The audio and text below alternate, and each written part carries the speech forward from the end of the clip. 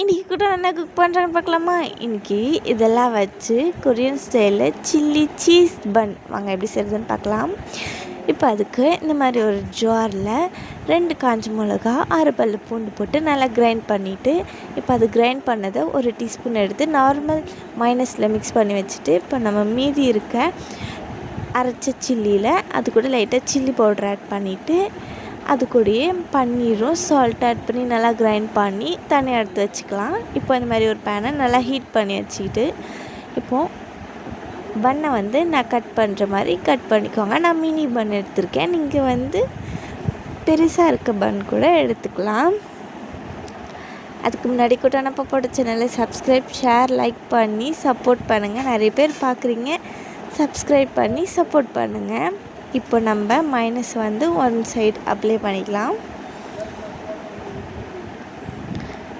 Apply பண்ணிவிட்டு இப்போ நம்ம வீட்டில் செஞ்ச சில்லி மைனஸ் அதை இன்னொரு பக்கம் அப்ளை பண்ணிக்கலாம்.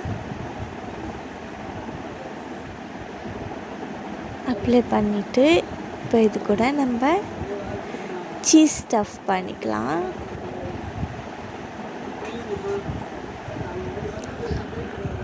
நாலு பக்கமும் நல்லா சீஸ் ஸ்டஃப் பண்ணிவிட்டு